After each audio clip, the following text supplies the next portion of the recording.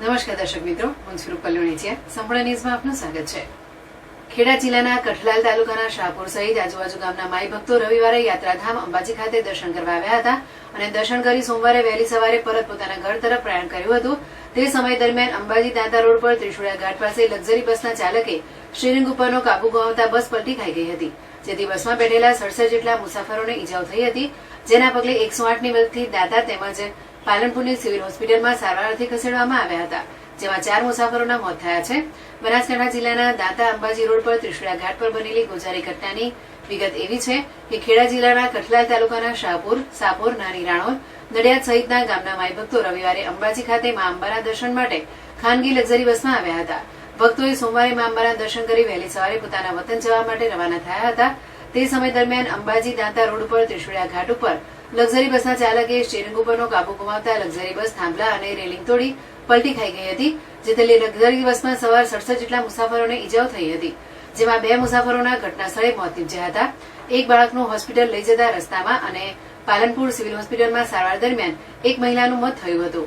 આ ઘટનાની જાણ થતાં જ આજુબાજુથી લોકોના ટોળેટોળા એકત્રિત થઈ ગયા હતા, તેમજ વહીવટી તંત્ર પણ ઘટના સ્થળે દોડી આવી ઈજાગ્રસ્તોને દાંતા તેમજ પાલનપુરની સિવિલ હોસ્પિટલમાં સારવાર અર્થે ખસેડવામાં આવ્યા હતા, જ્યાં ફરજ ઉપરના તબીબો દ્વારા તાત્કાલિક દર્દીઓની સારવાર શરૂ કરાવી હતી. આમ અંબાજી દાંતા રોડ પર લક્ઝરી બસને નડેલા ગમખાર અકસ્માતમાં 67 જેટલા મુસાફરો પૈકી 51 પુરુષો અને 16 જેટલી સ્ત્રીઓને ઈજાઓ થઈ હતી.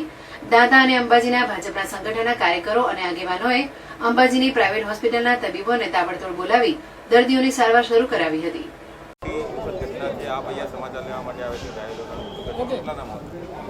આજે સવારના રોજ અંબાજીથી નડિયાદના કઠલાલ અને આસપાસના ગામના લોકો દર્શન કરી અને પરત ફરી રહ્યા હતા, ત્યારે ત્રિશુળિયા ઘાટ પાસે બસની પલટી ખાવાના સમાચાર મળ્યા હતા.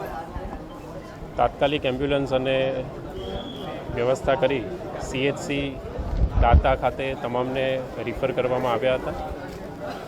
બસમાં 60 કરતાં પણ વધારે મુસાફરો હતા. ત્યારબાદ પાલનપુર સિવિલ હોસ્પિટલ ખાતે 52 જેટલા લોકોને રિફર કરવામાં આવ્યા હતા. હાલમાં જે 52 ઇજાગ્રસ્તોમાંથી 2 ICUમાં છે, બાકીના તમામ સ્ટેબલ છે અને તમામની સારવાર માટે હોસ્પિટલનું તંત્ર ખડે પગે છે. અકસ્માતમાં 2 પુરુષ અને 1 2 થી 3 વર્ષનું બાળક એમ કુલ 3 લોકોના દુઃખદ મૃત્યુ થયા છે.